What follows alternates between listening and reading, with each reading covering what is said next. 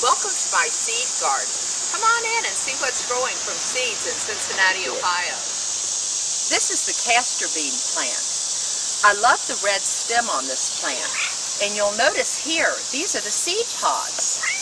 Now, through the season, as those get a little darker, I'll cut this stem off and I'll save these pods. And these are where the seeds are for next year.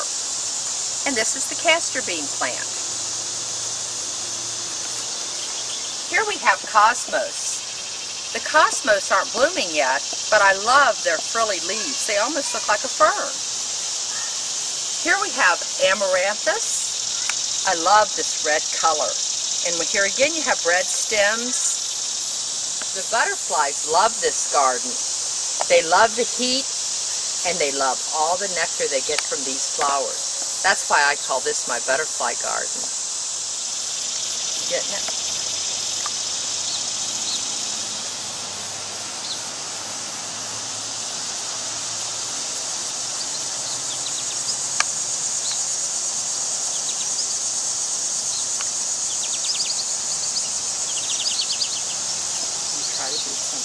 I love to put birdhouses throughout the garden, and Smokey loves the birdhouses too. I try to keep them up high enough so she can't get into them. I don't feel like a garden's complete without a cat.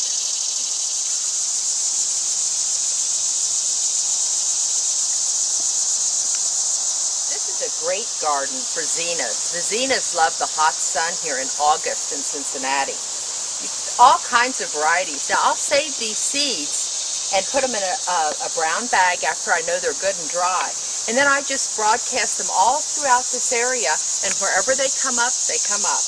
You'll see I've got all different kinds. Here's that one that I really like. It's that candy striped one.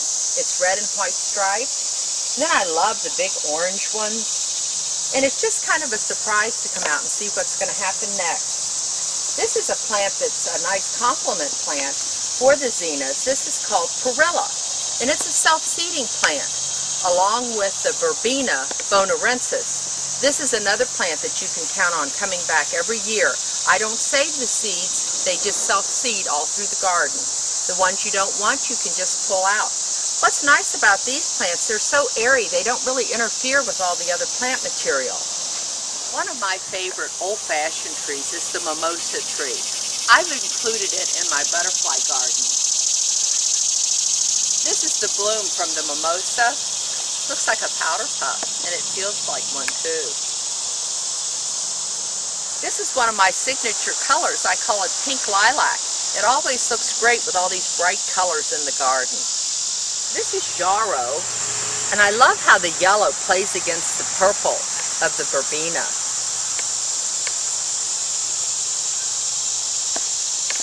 I love coming out in the garden and seeing all the flock at this time of the year. I try to plant all different colors and the bees just love it.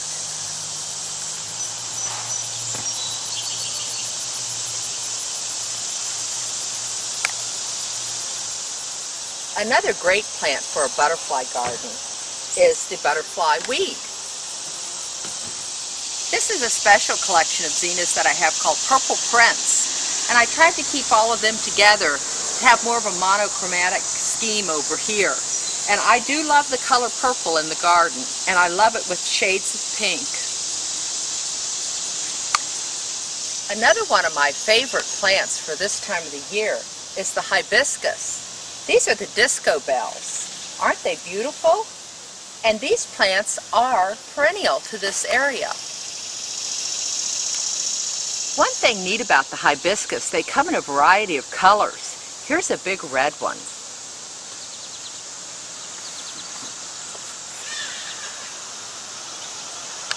Another favorite is peppermint schnapps. Who wouldn't like this in their garden?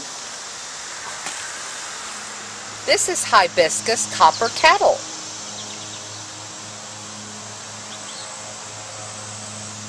This is the leaf of the castor bean plant. Love these long red stems. When you're collecting castor bean seeds, this is what it's going to look like. These are the ones when they're ripe.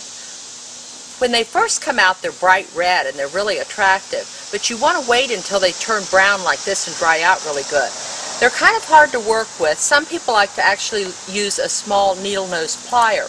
They have these sticky things on there, but if you're real careful, you can crack them open, and inside are these beautiful seeds. I usually plant 2 to 3 to an area and probably about a foot apart, and that way you're pretty much ensured that you will get one castor bean plant.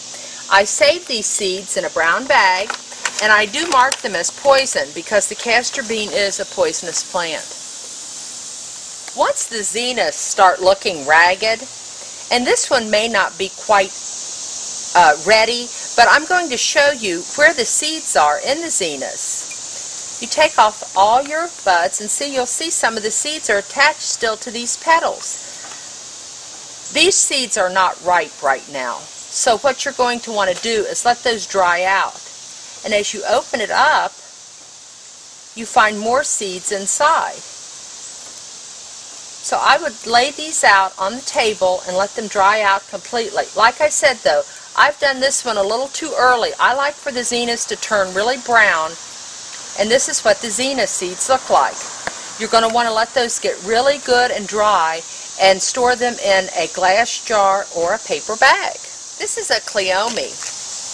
These seeds are not quite ripe yet, but you'll find the seeds to the cleome in pods that hang off the main stem. I'll try one here and see if I can show you the little seeds that are inside. There'll be thousands of seeds inside of here. When I open this up, really the seed should be black. They are not ripe yet, but you can see how many seeds are going to come out of there. So you can understand, once you get a few cleome growing in your garden, and all of these will pop open on their own, you really don't even have to save your seed. I consider this plant a self-seeder.